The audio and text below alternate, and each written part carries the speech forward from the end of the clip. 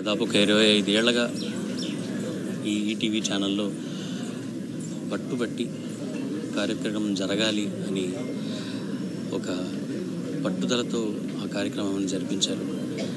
నాన్నగారి తర్వాత పాడుతా తీగ ఇంకా కొనసాగాలని ముందుకెక్కి నాకు ఆ మైక్ని అందజేసి పాడుతా తీగ ఇంకా సాగుతోంది అంటే దానికి కారణం ఏకైక వ్యక్తి, మహానుభావుడు శ్రీ రామోజీరావు గారు. పెద్ద చెట్టు కూలిపోయిందని చెప్పాలి, ఎంతమందికో నీడగా అండగా ఉన్న ఒక మహావృక్షం పడిపోయింది అంటే it's very hard to fathom the fact.